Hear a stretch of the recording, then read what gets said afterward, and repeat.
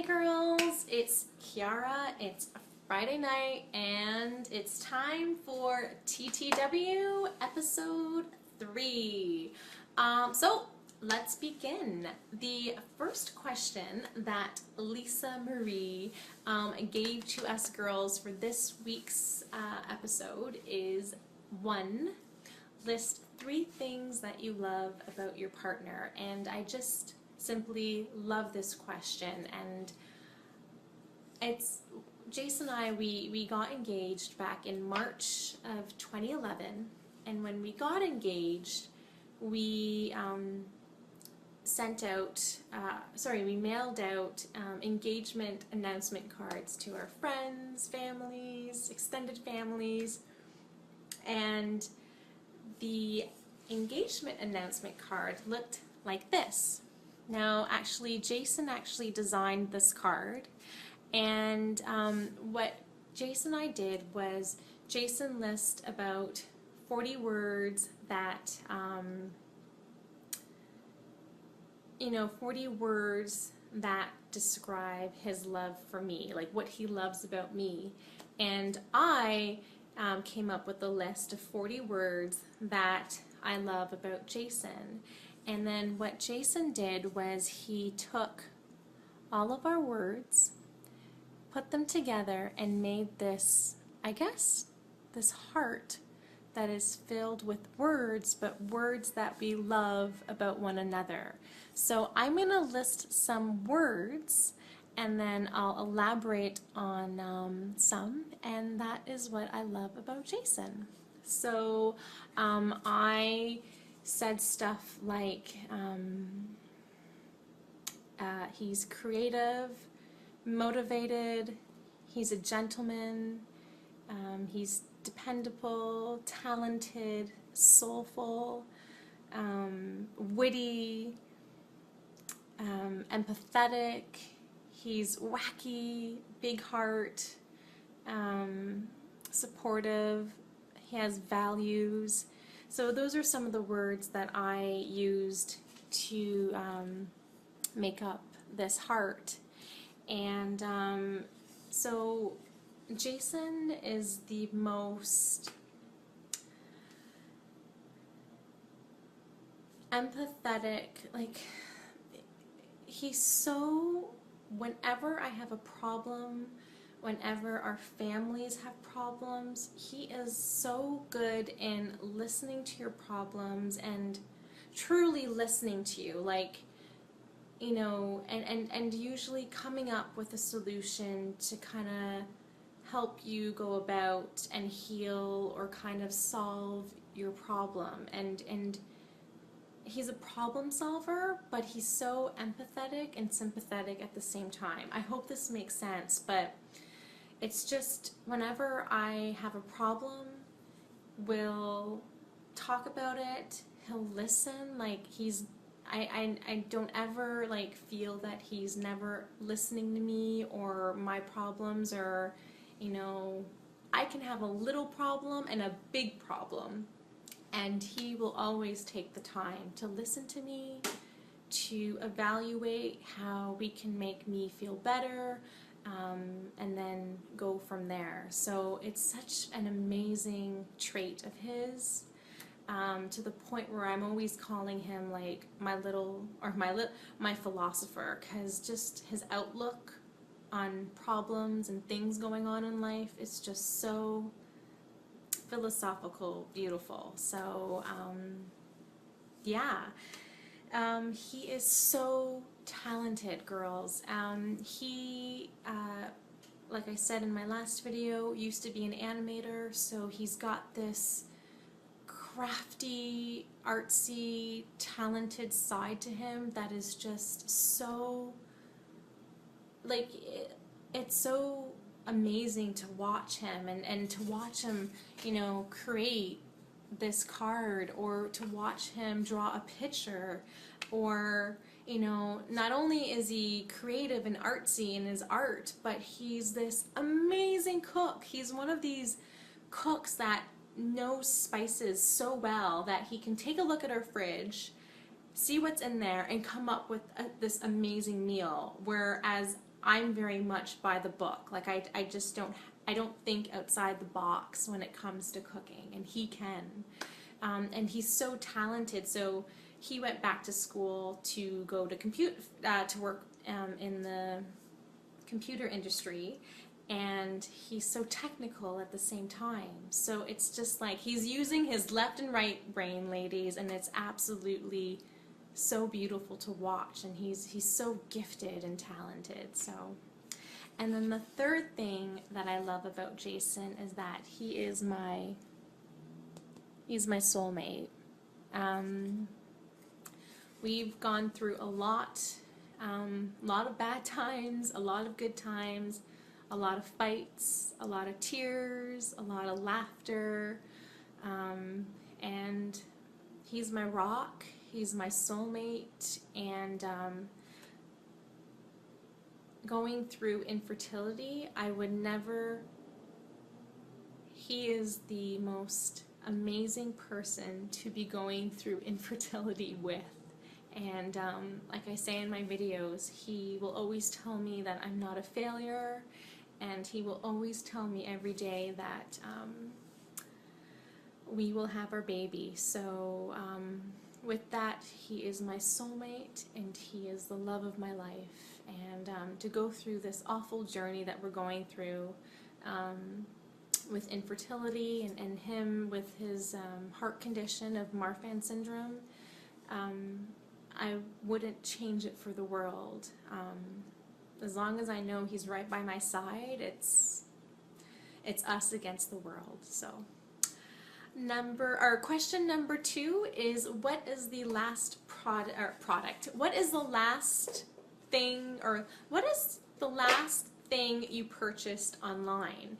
And that was actually last Sunday, and I actually purchased this fertility audio meditation guide.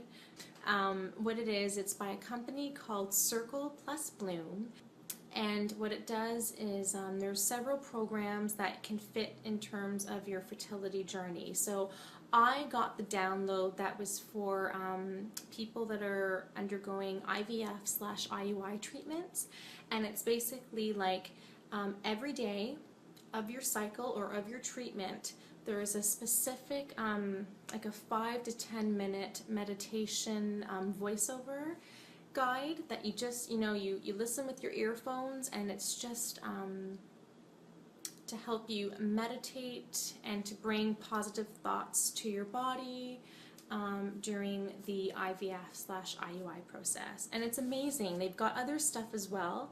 They've got a meditation audio guide for women with PCOS.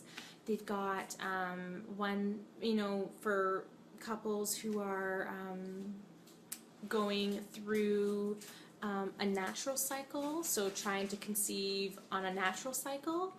And so yeah, I haven't started listening to those meditation audio guides yet, but I'm really, really looking forward to it. So Circle and Bloom, and that is the IVF/IUI meditation audio guide. Okay, so the third question is, what are some games that you used to play as a child? And well, girls, if you've seen Miss Princess Diana and Lisa Marie's TTW-Ep.3 videos, I loved all those games that they listed. But there are some other games that I played as a child as well. One of them was this game called Nightmares.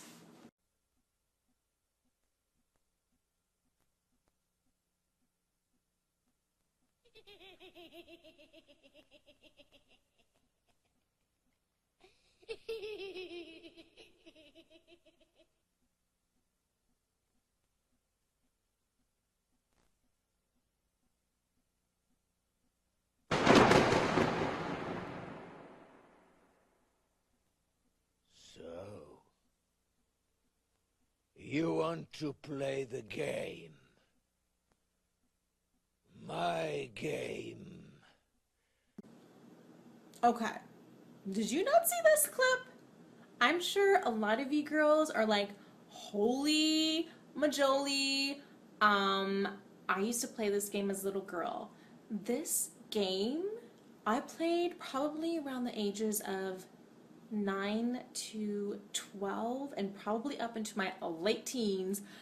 This game scared the crap out of me, but I loved it. Like I said in my last video, girls, I love anything scary, and playing this game in a dark room with candles around you and the like, to play Nightmares, you had to crank up the volume on that TV.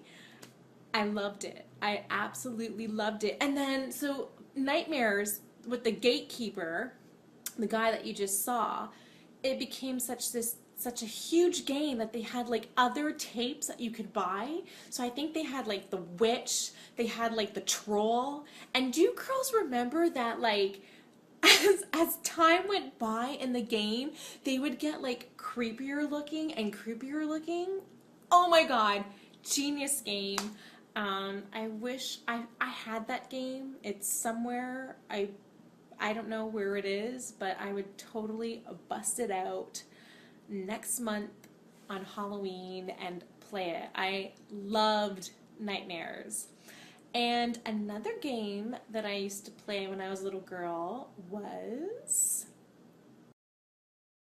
back in the early 90s, probably 1990, 1989, when my mama bought me my first Nintendo, and these are the games that I used to play. What you girls are looking at is the Mick Kids, alright girls? The Mick Kids! Ronald McDonald had a Nintendo game. Like, seriously? Like, this is just as wacky as the E.T. and Michael Jackson card that I have on my fridge. So it's about like these two boys and their best friends, and yes, I'm actually playing this right now on a Friday night. Nerd! And it was just like, oh my god, it was so awesome! So you would just like, you're like this little boy, and you're going through the Mick Kid world. Oh my god, I'm so bad at this now. Yikes! You're going through the Mick Kid world, which is like Ronald McDonald's world. Oh my god, I have not played this in a long time. Embarrassing. But like, look at like the golden M arches. Like, look at the golden arches. It's ridiculous. And like, oops. It was just like this is a game, a McDonald's game. It's just crazy. Look at, I'm collecting golden arches. I love this game. I love this game as a little girl. I'm actually upside down. Ah! Anyways, Mick Kids, loved this game. Alright girls. Lisa, this game is for you, girl. I loved playing Adventures in the Magic Kingdom. This was one of my favorite Nintendo games, and I'll just write down a name for us. TT. It was the most awesome game ever. You would basically have to collect all these keys throughout the Magic Kingdom amusement park. And to get keys, you would actually have to go into a board. And a board consisted of, for example, like Space Mountain. Oops, sorry girls. So you would head down to Space Mountain. I don't know if this is Space Mountain. Let's see here. Anyways, you would walk through the Magic Kingdom and you would go to your boards and play a game. And if you completed that game in the board, you would get a key, and then those keys would open up doors to other boards. It was just so awesome. And I apologize for the, oh my god, like this one here, I think this is like the haunted house. It was just so much fun. Like this one, like you had to collect all the ghosts or something. So it was just so much fun! Anyways, girls, The Adventures of Disney's Magic Kingdom, one of the best Nintendo games ever. And, of course, who did not play Super Mario during their childhood? I love this game! I was so good at it. I don't think I'm good at it anymore. But I love this game. Oh my gosh. See, what I'm doing is I'm actually looking at my camera trying to play this game, but like, I loved it. Look how much fun this was. Look at these little, whatever these guys are, like chipmunks, flattened chipmunks or something, but remember, there is a free life here. Oh. Yikes. Contra. Yeah! Loved playing this game. Yeah. Pick my guy, Iron, and then I would just shoot. Ah! Yikes! Love this game. I remember playing this game with my cousin, and I think it was only a one-player game, so he would like hog like all like the games. Like he would play all like with the one player. Didn't you hate that, girls? Like if it was a one-player game, you wouldn't like. If the person was really, really good, you'd have to wait like a half an hour to play. That was my cousin. But look I love this game. Wow! Yeah! Contra! Alright, girls. So these are just some of the awesome games that I played when I was a little girl, when Nintendo came into my life.